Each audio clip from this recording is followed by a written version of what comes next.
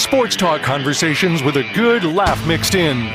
This is the Sports Talk with Thetford and Ashby podcast from Double T 97.3, presented by Cantex Roofing and Construction. I'm Mike Hebert, owner of Cantex Roofing and Construction. Every day is game day, and we'll get it right when it comes to your roofing, construction, windows, and mirrors. Call Cantex Roofing and Construction today. Together, we are one serving you. Hey, good morning, everybody. Welcome to Sports Talk with Thetford and Ashby. I'm David Thetford. That's Craig Wells.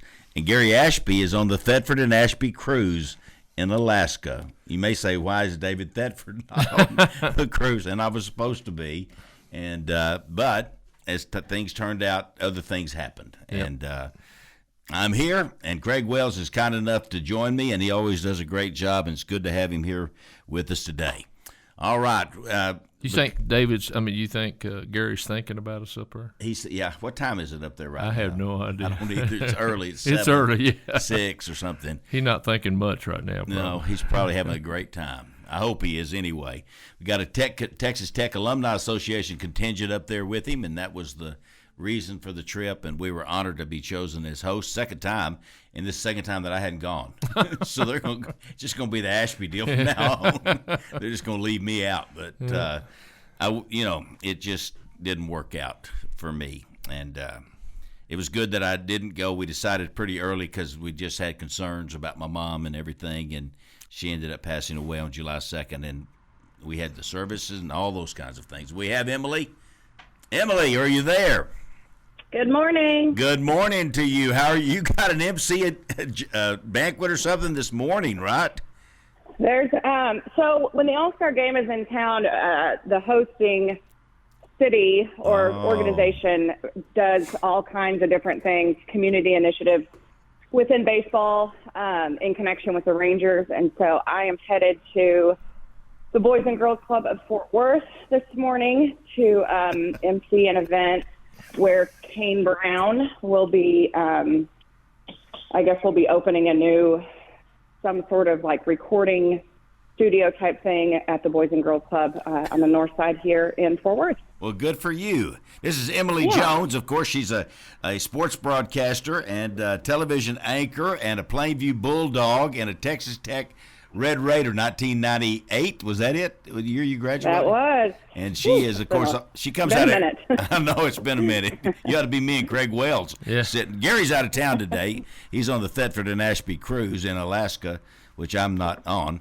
But anyway, Craig Wells is here, and we're honored to have you on. She always comes out here, Craig, for the first pitch luncheon. And we appreciate you doing that, Emily. That's awesome. She remembers those roots. It's partly Craig's fault that I'm in the position I'm in. Yeah, it probably is, isn't it? It's a good one. I'm not complaining. I'm not complaining. You do a great job. Well, Emily, you've got, do you have mom baseball duty today? No. Henry's season wrapped up. He's playing softball, and Henry's playing baseball. So we wrapped those seasons up mid-June. And you're a good baseball mom, correct? You just sit up there and cheer, right? Well, we know you. Sometimes I do. She's a fireball, I can tell you. Always has been. And anyway, I know you have a great time with baseball, and we wanted to have you on this morning to talk about the All-Star Game because it's at Globe Life Park, which is a big deal, the home of the Texas Rangers, and just kind of get your impressions. This is really a cool thing to have at the Texas Rangers field, I think. Yeah, I mean, it's it doesn't happen very often. It's been 25 plus years since it's been here in Texas, and so I think it'll be a great opportunity for our game and our sport, and to expose a lot more people to it. Major League Baseball does a fantastic job with all the activities surrounding the All-Star Game, leading up to it. The All-Star Village and all that kind of stuff. So I'm really excited for it to be a part of it. I always joke with people that, my family and we have a conversation after every season. I sign 1-year contracts and, to see if, are we ready for mom to sign up for another year of this? And this one was a no-brainer. Coming off the World Series, knowing that we were going to host the All-Star Game, and then I'll head on Friday to Cooperstown for Adrian Beltre's Hall of Fame induction. So this season was a no-brainer to come back for sure. And Emily, you and Andre are pretty close people. I mean, you and Beltre had a pretty good relationship with his time with the Rangers. Is that correct? Yeah. We got really close, and I really became close with his family, with his wife Sandra and his kids, Cassie, AJ, and Camila. And so I've kept up with them since Adrian retired from baseball, and consider them dear friends. And so I went to his introductory press conference. We made the trip with them in January, and that was my first time to Cooperstown, and getting to see it, kind of through his eyes as he was, going there for the first time, knowing he would be inducted. And that was a really, really cool experience, and really looking forward to next weekend and all the festivities surrounding Adrian. That'll be so fun. Is he as good a guy as he seems like he is? Because he seems like what a great teammate to have. Yeah, he really is. He's one of those guys that just knows what to do, knows what to say. Super humble guy. Didn't come from much in the Dominican and just worked his tail off. And he's such a great husband and father, and he is a really good human being. He's ornery as all get out, but I kind of like that. in my friends. Make you that way you don't look as bad being ornery. Exactly. Because you are a little ornery, aren't you, Emily? 100%. It's more than a little. Emily Jones, and you started here in Lubbock, and you came in the office and you said, yes, I will do sports. Did you ever, in the back of your mind, think that baseball would be your route?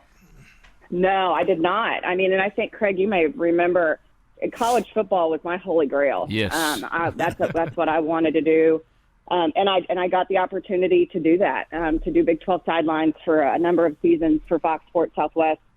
And it was fantastic. And but I just really started to organically, develop this love of baseball and the Rangers organization and the people in it. And it just was a really natural progression for me, but that definitely was not, what I set out to do.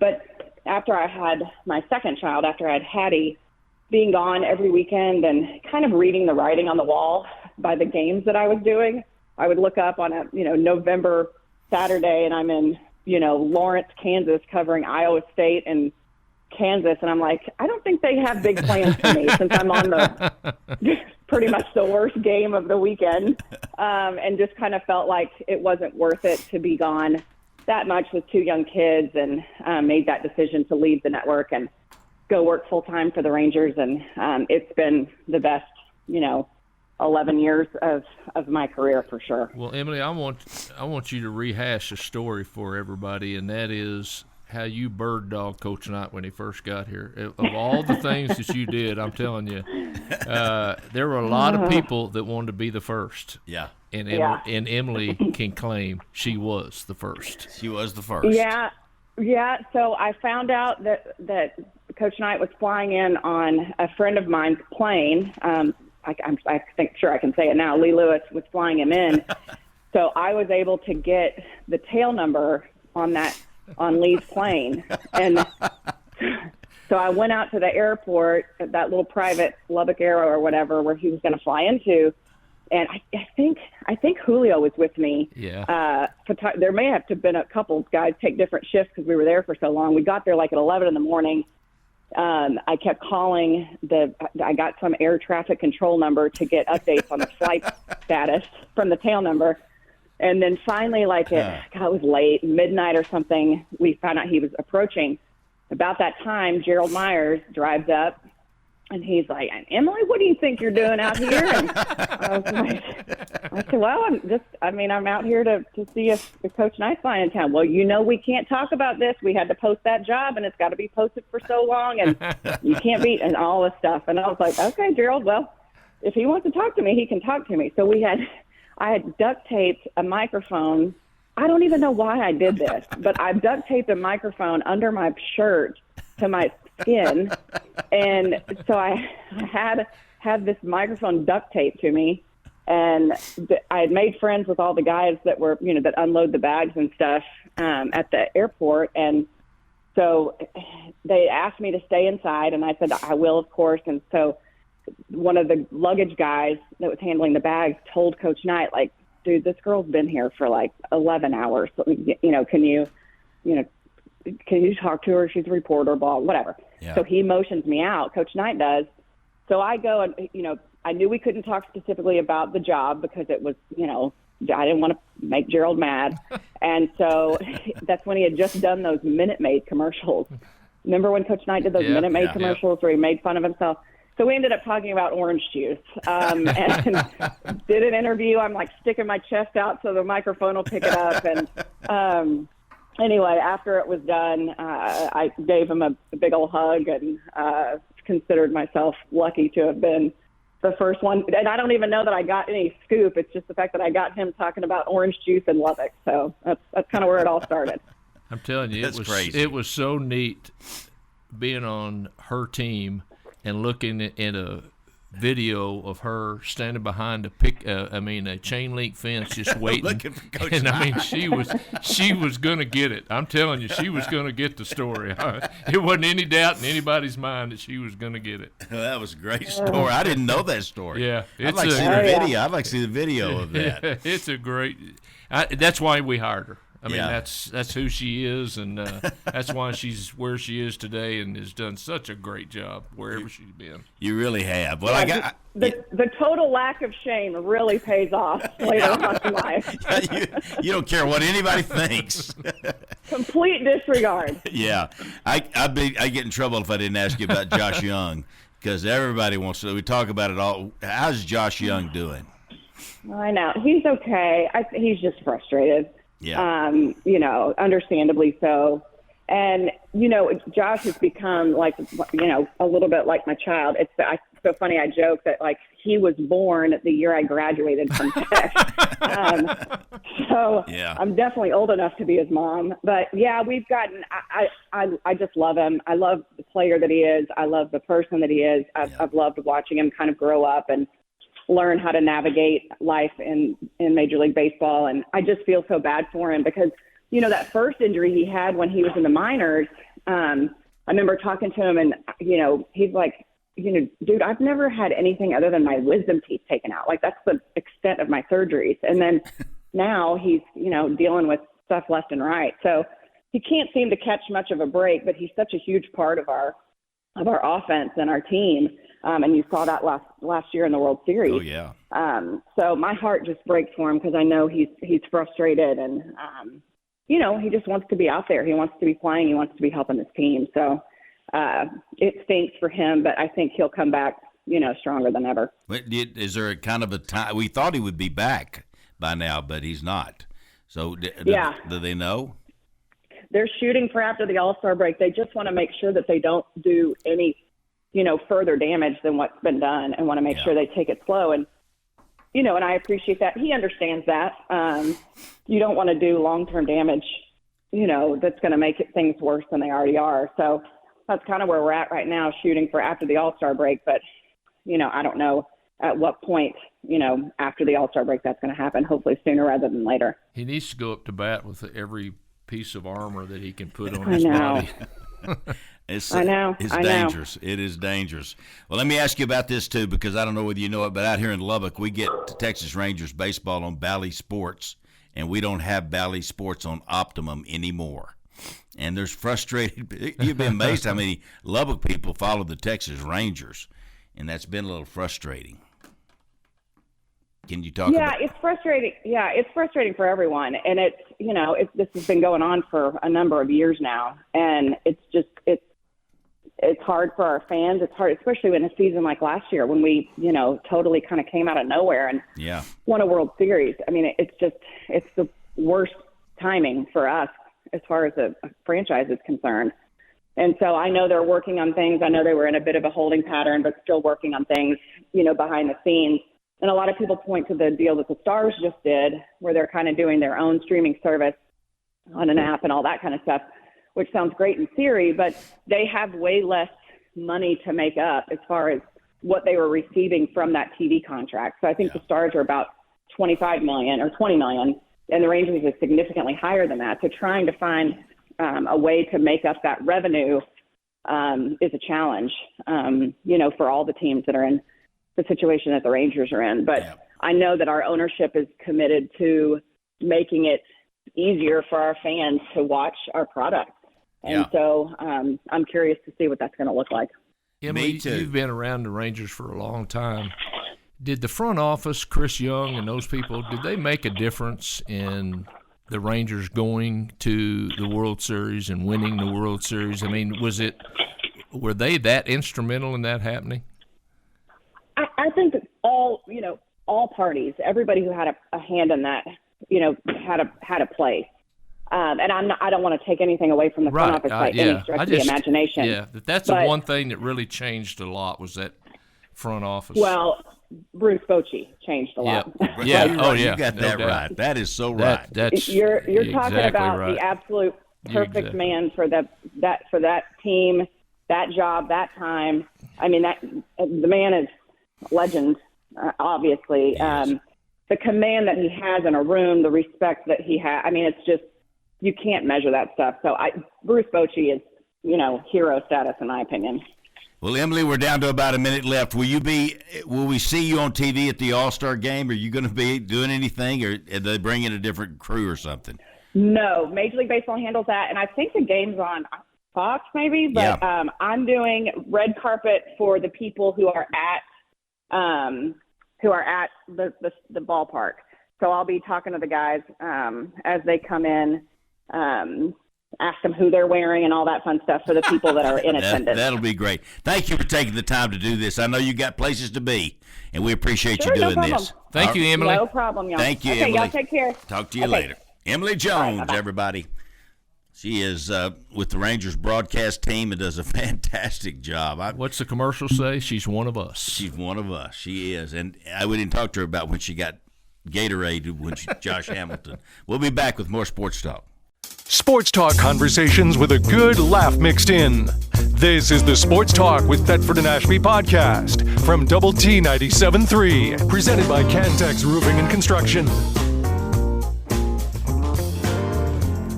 Hey, Tide Dry Cleaners, 4511 98th Street, and also at 19th and Quaker. Dry cleaning and laundry done differently. And if you'll give them a shot, and many of you have, their business is doing great, but they would love to help you as well. You can just pull up right in there. Here's the unique feature of Tide Dry Cleaners, and that is you can pick your laundry up at 2 in the morning because they got this system where you have a code, and the deal comes around, and it opens up, and you get your laundry out. I mean, your dry clean. It's amazing. And they're just state-of-the-art out there at Tide Dry Cleaners. Give them a shot. And they're eco-friendly and all those other good things that we're looking for today.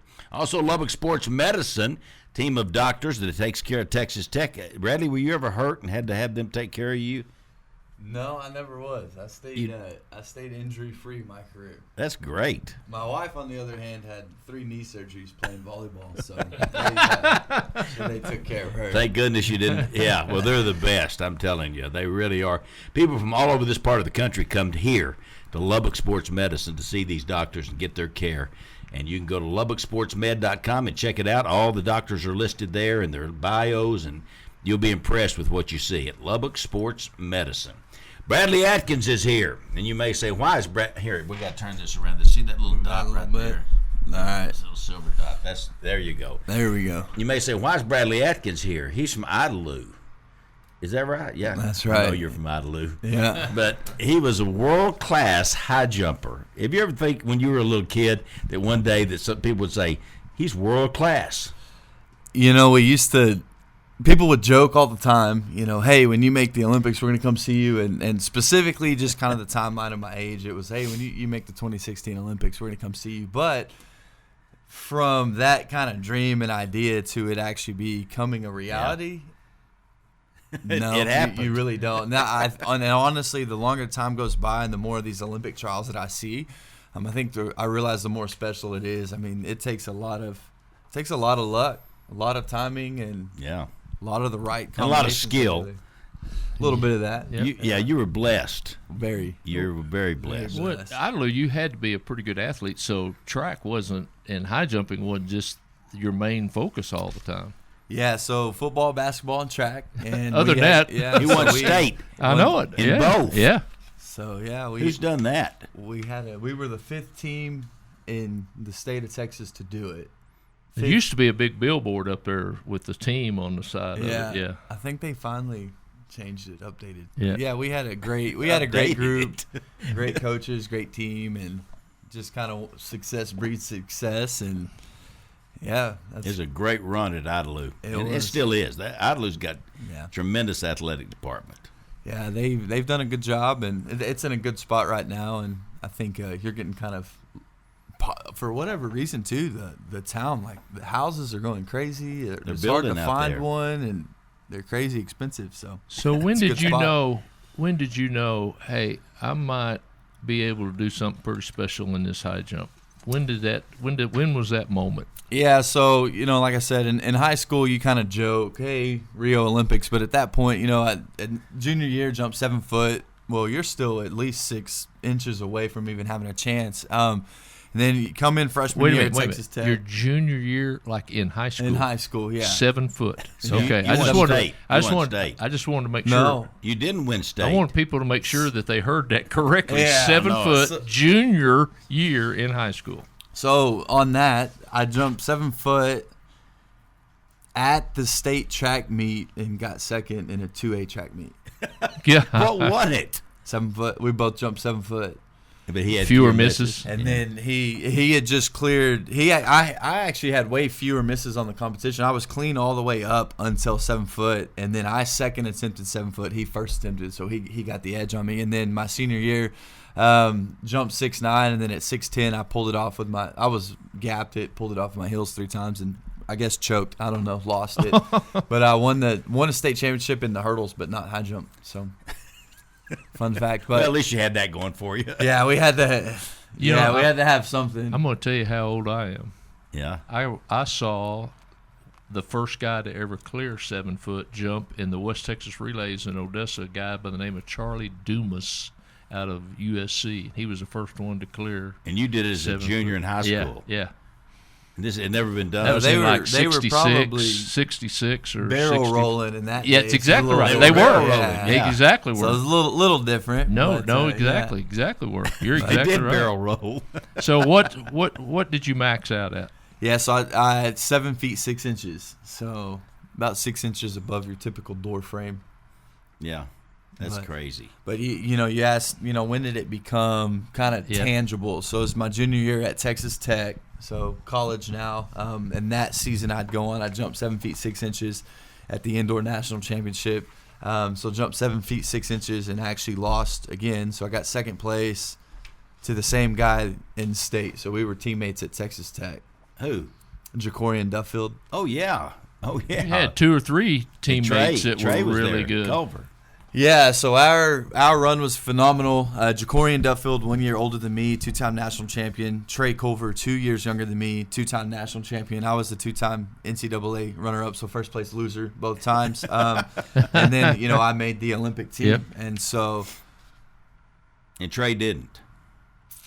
Yeah, and he was close, wasn't he? I hate that. It makes me sick. He's one of the finest guys I know. If he was in it right now, he would have been in just an automatic bid. But his year, there were 4 guys with the A standard, and those guys just had the meat of their life. He was kind of coming off injury. He only had really 1, maybe 2 meets leading up to it, and just didn't quite get it going that day. And then if you look at this meet, I'm pretty irritated by it, to be honest. But there were 2 guys with the A standard. Nobody else had it. So those 2 guys were in. And then they took a guy. The third guy that they are taking to the Olympics didn't even make the finals at the Olympic trials. And to me, I don't think he should go. But I'll save that for another. Well, let's talk about qualifying for the Olympic team. What's the process? Yeah, so you have to, within the given Olympic year, you have to jump what's called the Olympic A in standard. your year is 2016. Mm-hmm. So, okay. So within that Olympic year, I had to clear 7 feet 6 inches. So they have a set standard. Once you hit that standard, you have a qualification mark. And then you'll go to the Olympic trials, and you kind of duke it out. And then whoever finishes the top 3 places within who has that standard or a go. Well, what's changed since that time is they have now kind of a point and world ranking system where you can technically get in without having the Olympic A standard. And that's kind of what happened in this scenario. He was kind of high enough in point systems and rankings where he got in. And you're seeing that in places. And I think it is a good thing. You're seeing people that, if you finished third or second at an Olympic trials, I think you deserve to go. Yeah. But you're seeing guys that get second or third and they're not going because they don't have the standard. And that happened. The guy my year who got second, he got second at the trials, didn't get to go because he didn't have the Olympic A standard. And then, this year, same thing. Guy got second place, didn't have the A standard. He's sitting at home. And then the guy who, didn't make the Olympic trials final is going in that place. So they do have some. He did have the Olympic standard. No, he had a high enough world ranking system where they're taking him. So he met certain qualifications within the world rankings. That's got to be a letdown to finish runner up at the Olympic trials and then not get to go. And it happens up until probably the last Olympics. It happens actually fairly often. Golly, that's tough. And there was in the women's triple jump. None of our U.S. women had the Olympic A standard, so they were sitting there. Is she going to get in? Is she not? And she did end up getting in, so that's great, and that's what you want to see. To me, I think if you finish top at that trials, that's the best of the best in the United States. But yeah, do they take alternates, Bradley? Yes, they have them on call, but they typically won't travel unless they're on like relays. Okay. And that's where if you have an injury situation, then they'll step in and come in and fill in. So once you make the Olympic team, what's the process from there to competing in the Olympics? Yeah, so right afterwards, they take you through this process where you go in, you try on the gear, you get your sizes, and you'll leave the Olympic trials with the bag filled with your uniforms and the gears and all the things that you're going to wear for your time in the trials. Then from that period to your travel date, you're really just training. Things are kind of normal, so to speak. And then what you'll do is we flew into Houston, went through processing. In that time, you do a little bit more kind of trying on some clothes and some gears and getting all that. And then you'll fly out, hop on a plane, and are you responsible for your own training? Do you train where you want to train? Yeah. Or there's not an Olympic training site where everybody goes and trains? There's places you can do and go and train, but whatever you were doing, that's what you do. So you'll go back to wherever you're training, train with your crew, train with your group, and then once you get to the Olympic site, they have tracks. So you can go out there. USATF has coaches, so they'll be out there if you need help, Juan and I. And then most coaches, they'll go out there. So your coach at some point will get out there. And they can help you train at the site? Yeah. And did you come back to Lubbock and Texas Tech and did all your training? Yeah, absolutely. Because at that point for me, I don't want to change what I've been doing. I don't really even want a different eye at that point. And James Thomas, my coach at the time, he came to the Olympics, so he was my coach on site, and then the USATF coach that's there. They're there if you need them. Oh my, it's a lot. Are all your expenses paid for once you make the team? Yes, yeah, and they take good care of us. I got suitcases filled with Nike stuff. I got a suitcase filled of Polo, Ralph Lauren, and they get Omega watch, Oakley's, and they take pretty good care of you. Okay, so once you get to the Olympics, let's say like the high jump is second day, and you're there in plenty of time to do your event and stuff. Do you stay afterwards, or what do you? And if your event's the next to the last day, do you wait until a certain many of days beforehand to go? What's your schedule like? My talking with people, kind of figuring out, I didn't jump until the 14th, but I got there, the opening ceremonies were the 6th. So, I'm calling, do I stay? Do I train? Do I do that? And somebody gave me the best advice, and it was said, "Is this your first Olympics?" I said, "Yeah." He said, "Go experience the whole thing." Good. Go see that. Go experience it. And honestly, you did the march in and all. Yeah, that. and honestly, I want to say at one of those points I was because Carl Lewis, he's coach at Houston, so Yeah. we see him, and obviously one of the greatest Olympians we've had, and he might have been one of those guys too. And he's like, first one, yeah, you've got to go, you've got to experience. So I went in, and that's my advice to anyone. If you've never been, even if you have, I say go experience the whole thing. That's what's tough with. You'll see a lot of the swimmers, they won't necessarily go to the opening ceremony if they're day one, just because it will take. You're standing for a couple hours. But yeah, I competed. My family got to come out, and so once I was done competing, we were able to walk around and go see some things. And so yeah, I stayed from the 6th to the 22nd. What was your favorite event other than the high jump? What did you go to watch that you really enjoyed? Yeah, so two crazy stories while at the track. I'm walking in, we're in a holding area, and Eric Kennard, who was the other Olympic high jumper for the United States who won the gold medal in 2012, we're sitting there and we're talking, and I'm like, man, I'd like to see the 400 record get broke. It's like, but I'm just blowing smoke at this point. I'm like, but I don't think it'll ever happen. Yada yada.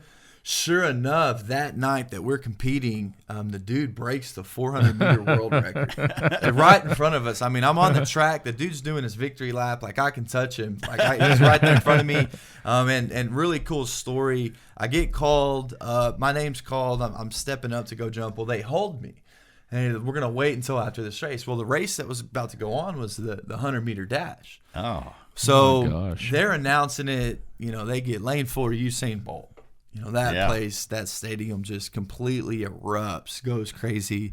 And it was the same thing. I'm watching on the track Usain Bolt run. He comes around victory lap, and I'm standing on that outside lane waiting to go, and he's right in front of me celebrating. And, so I got to see those things. I got to see Ryan Krauser break the Olympic record in the shot put, which has been rebroken since then by himself. But the whole track part was amazing. I'll say that I think the funnest event outside of track that I went to was sand volleyball, beach volleyball. Incredible. Both times that we went, Brazil was playing. Stadium was it's right there on the beach, Copacabana Beach, and it was just, the atmosphere was just, it was electric. Well, tell me this. They say, like in the high jump, for instance, they say that some of these countries that send people to the high, like 6 foot is the highest they've ever been. And they're starting at like 6'10" or something. Well, yeah. So opening bar was 7'1.5". Oh my gosh! 7'1.25". Gosh. Highest bar, and we cleared it. So there's other countries that are sending people. What you're telling me, Craig? Well, they've never jumped anywhere near that. I don't remember seeing a bad one. Anyone on that, but we are in the prelims, we are on 2 pits. Yeah. So, that definitely could have happened. I feel like usually in the field events you don't see it as much, but you'll see it in like the 100 or some of those. And somebody's probably sitting there thinking, what are they doing there? And then everybody back home is like, well, I could run that or do that, and how do they get to go? And that's the best that country has, though. But I'll say this. I think that making the Olympic team is special, regardless. You think? But to be Team USA, it carries something unique. And so I think to sit here and be a U.S. Olympian, Brad, I can't even imagine. I can't even imagine walking behind that American flag with all the rest of those athletes coming down that ramp and going out on the track and circle. That's just mind blowing to me. And you did it, my friend. You did it. We did it. And it is, and I think Team USA definitely carries a little different weight, because you'll see some people, they'll have like different background or nationality, and they'll claim that country, over the U.S. or that, and a lot of times they'll do that based on which one they can more likely make the U.S. team. So I respect it for do your thing and go make that team. But that's awesome. Bradley Atkins is here with us, and we'll talk some more when we come back. It's mainly you get him here to talk about the Olympics, which starts July the 26th, I believe, in Paris. We'll be right back with more with Bradley Atkins. Sports talk conversations with a good laugh mixed in. This is the Sports Talk with Thetford and Ashby podcast from Double T 97.3, presented by Cantex Roofing and Construction. J&W Services and Linco Distributors in Midland, Texas. These guys are Texas Tech guys. they are Red Raiders and went to Texas Tech. Scott Blakely, who's their CFO, grew up in Littlefield. And if you've been around Littlefield, you know Coach Blakely and his history. They are legendary, I'm telling you. And they're down there working together and running a great business. If it has to do with the wellhead, this is the company. I can't think of anything they probably couldn't help you with. Yep. They are an amazing company, several different companies, all in one. J&W Services, Lenco Distributors is one of those. But you need to give them a shot. If you need some help, they can help you in the oil and gas business in Midland, Texas.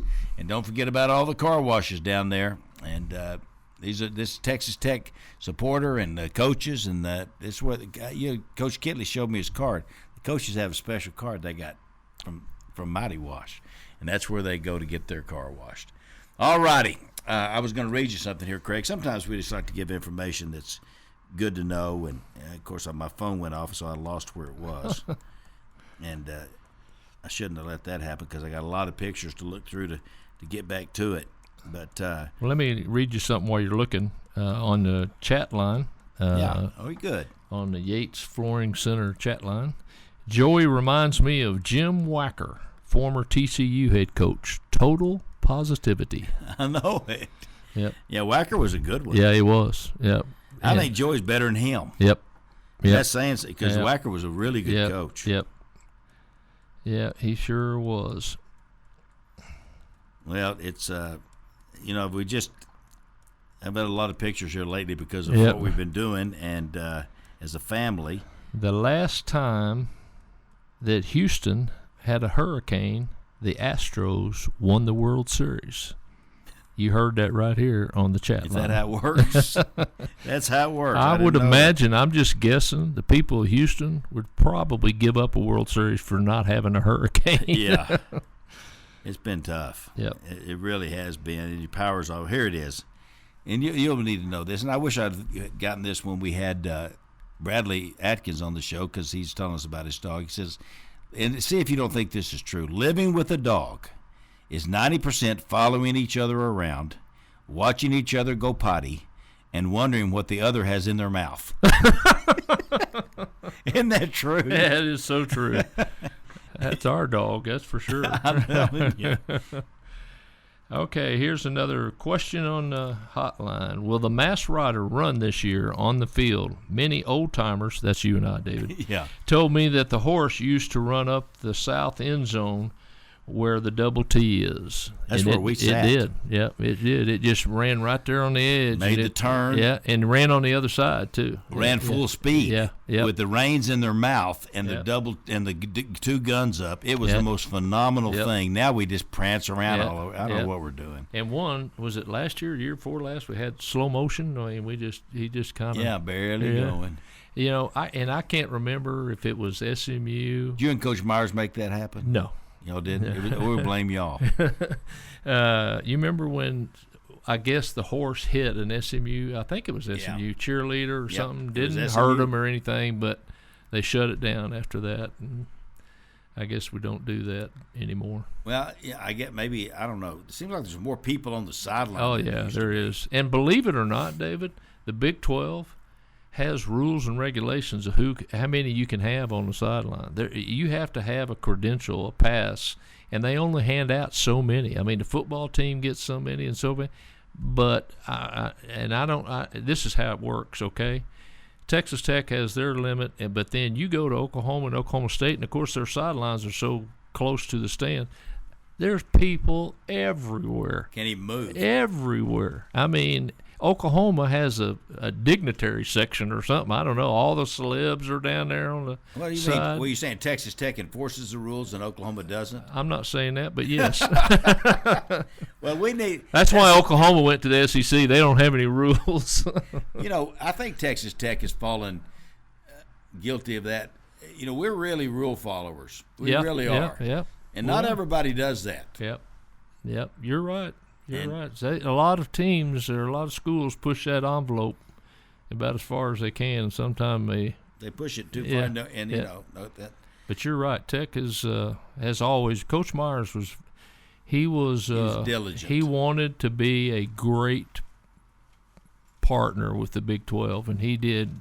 he asked us to do everything right and do it the right way, and he had a good staff that did that, and they those guys that worked those games and so forth. And Ron Dameron, I know you remember Ron Dameron. He had a crew of people that they do a good job, and they do it the right way, and a lot of it's for the protection of the people themselves that are involved and so forth, and they try to do everything they can to make it a safe environment, and they continue to do that to this day. They do a great job, and sometimes you wish maybe they didn't. We could. I'm really anxious, and I think it's a little bitty thing. It's one of those things. If you've gone to a lot of Tech games, you might see the difference. But I'm anxious to see with the South End Zone complex and the way they've closed in those saddlebags, what we called them, on the ends a little bit, and the way the North End Zone building now is kind of closed that in.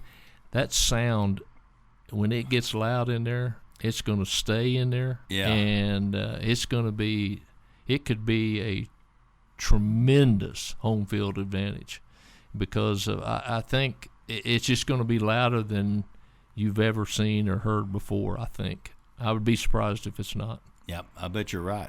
Yeah, we're going to have a new speaker system. Yeah, too. That's right. We are. That's exactly right. Plus, we have 2 new video boards on the end, on the south end. It really is going to be fun. Yeah. It's going to be interesting, because there's those low seats on the south end and the suites, and then the seats, everything. There's going to be a lot of people sitting down in that south end zone, and and the band's now going to move back to where they've been before at one time, and because the suites they don't help you with sound. I think, though, David, I may be completely wrong, but I think these suites are like the ones at the United Spirit Arena. The seats may be outside, but the suite part is inside. I think. I don't know that. I shouldn't. That's just speculation on my part. I may be completely wrong, but I think some of the seats of the suites are outside. Maybe not. Well, maybe not. Who knows? I got the Big 12 football media preseason poll. Utah is number 1. They're picked first in Kansas State. Cameron Rising is the reason they're picked first. Yeah, he's good. 2 years ago, when he was there for the whole year, they were a national contender up until the time he got hurt right towards the end of the season, and he sat out last year. And I think this is year number 14. He's 37 for him. now, playing that. Yeah. But they're good. They're going to be good, and he's one of the reasons that makes them good. Kansas State. A lot of people were picking Kansas State. And their coaching's good. They really, and they've got a young quarterback. Texas Tech, fast. We couldn't even touch him. Texas Tech, remember him because that was his breakout game his freshman year, and he came in and just did a really good job for Kansas State against us. It was ridiculous. Yeah, I mean, if it would have been touch football, we wouldn't have gotten it. And running the ball as much as throwing so it. Fast. Yep, you're right. Yep, you're exactly right. Avery Anderson is Avery Anderson, I believe that's right. Oklahoma State's third. 7-year former Tech quarterback Alan Bowman. 7th year, David. Can you believe that? 7th year. I remember I was standing in line at where were we? The kickoff luncheon or something, and Alan Bowman was standing there, and Jet, whatever his name was still here. But Alan Bowman was there in line. We were getting something. He's just coming in. Yeah. And he's a good-looking kid. Big, strong, good-looking kid. And I think the thing that they're banking on is the fact that he knows Gundy's system now. Yep. He's old. He's experienced. And he's a good quarterback. Yep. I don't know what they've got behind him, so I think they're hoping that he stays healthy. Texas Tech didn't recruit bad quarterbacks. No. We have always gotten good ones. No. Speaking of Texas Tech quarterbacks, yeah, I heard yesterday, and I don't know if it's true, so I could be spouting something that's not true. The last Texas Tech quarterback that played the entire year without being injured, Nick Simonek. That's hard to believe. That is. Patrick Mahomes was before him, or right after him. Well, I don't know if that's true, but I was told that yesterday. How about that? That's amazing to think that it's been that long since we've had a start-to-finish quarterback. It's scary to be a quarterback. Yeah. The after Oklahoma State. I'm sorry. Kansas Jayhawks, and they kind of put it together lately. Yeah, and there's a lot of people. Jalen Daniels, their we quarterback. were counting on beating them. Yep. Every year. Yep. And we have been. Their quarterback is ranked real high, and he's a runner, and he can throw. And Leopold put together a good team. He's recruited well, and it's and they're playing 5 of their 7 home games at Arrowhead Stadium, and playing the other 2 they're at the soccer stadium because they're complete. At the soccer stadium. Yeah, that the big, in Kansas City. Yeah, the big pro one. Yeah, and they're I think 25 football season. All their enhancements to their stadium, everything is supposed to be finished. Yeah. Arizona Wildcats are 5th. Got a new coach. Their coach went to Washington. Yeah. And they finished real strong last year with their other coach, and I don't think he took many recruits with him to Washington, so they've got a good nucleus. They'll be a good team. Yeah. And Arizona's always pretty good because it's usually hot in Tucson, and especially in September and early October. And, tough to go play there. Yeah, it's tough. Iowa State is 6th, West Virginia 7th, UCF, Central Florida, is 8th, and then the Red Raiders are number 9, just ahead of TCU. Perfect. That's exactly where I want to be picked. Yeah. Because then we're going to come up and just whoop them all. You know, I listened to somebody yesterday, David, and they were talking about a game that kind of concerns them a little bit on the Tech schedule, and it's Iowa State. 1, because Iowa State's pretty good, but 2, we play Iowa State at Iowa State in November. If we played them in September, it might be a different story. Although the last time we played up there, we did beat them. So, that doesn't. You just right now in the Big 12, there's no Kansas anymore. I mean, you got to play them all. Yeah. Cincinnati and I think was it West Virginia and Cincinnati picked last the last Houston. 2. Houston. Yeah.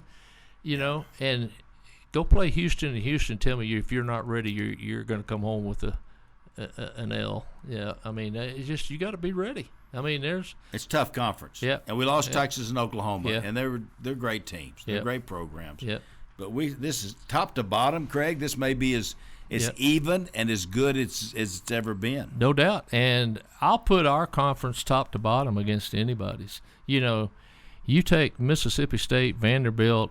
Some of those teams and in the SEC,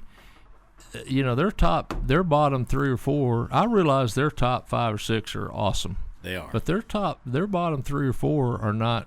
They're not any better than anybody in the Big 12. I mean, I think the Big 12 is a good conference, and as much as we talk about football, I can't even begin to tell you how tough basketball is going to be. It's good. Oh. It's just awesome how good the conference is going to be. It's going to be fun to watch. Every game that you have as a conference game is going to be a fun game to watch. It will be. I'm excited about our team. Yeah. Of course, I think Grant McCaslin, we talk so highly of Joey and what he brings. Grant is in that same realm of what Joey McGuire. Yep. I mean, they are just – he's got the it factor. Yep. And he's bringing these kids in, and he's doing a great job. I think he inspires them to play. Well, and it's not lost in the irony. Both of them humble people. Yep. Christian people that really, truly care about their players, not just on the floor, but care about them. I mean, Grant McCaslin, I don't know how many of you follow X or Twitter or whatever it is, but he had a shout out to players that at Tech were playing in the summer leagues at the pros, and 4 of the 7 or 6 he didn't even coach, but he's bought in, David. That's his guys, because they played for Tech. That's why they're his guys, and that's the kind of guy Grant is. I mean, he's just he's a good human. I mean, he's a good person, and you put that with his coaching ability, with the injuries he had last year and the ins and outs, and to do what we did, a big pat on the back for a good job he did. Grant is really good. Well, I just got an update from Joe Vincent. Joe Vincent down in the middle of Odessa, the Permian Basin. And he says Ludwig is now 15 under after 7 holes. Okay. And up by 1. All right. There you go. This guy's, I can't wait to get to watch it. And if you watch him play right now on hole number 15 or 14, whatever it is, he looks like he was just teeing off on number one on Thursday. You'll never know any different. Crisp and ready to go. Yep. And Joe he texted earlier that he had been to cruise to London and to Paris. I guess I don't know the ship. I don't know where it goes exactly, but I've been to those places. And he went to the Eiffel Tower in Paris, which is you got to go. I saw David, since you've been there, I saw a picture yesterday of the Olympic beach volleyball, and it's on the base of the Eiffel Tower. You sit and watch it, kidding. and you're looking right straight up at the Eiffel Tower. It's beautiful. Yeah, that's what the shot that they had was just great. Big grass I area can't leading imagine, up to it. and I can't imagine at night watching a sand volleyball game and having an Eiffel Tower behind you. I mean, how awesome would that be? Cool. Yeah, pretty cool. That's going to start, and we're ready for something. We're ready. Sports. We need. It's just I hate this time of year because it slows down so much, and then the Olympics will lead us up. They finish August the 11th. Yep. So that leads us right up to football. And I'm ready for college football. Me too. And the EA Sports game comes out soon. Yeah. Oh, is that right? Yeah, I think. Does that count? Next weekend, I think. That counts. Yeah, it does. Okay. You've been listening to the Sports Talk with Thetford and Ashby podcast from Double T 97.3. Catch the show live Saturday mornings from 9 to noon on Double T 97.3 FM or on the Double T 97.3 mobile app.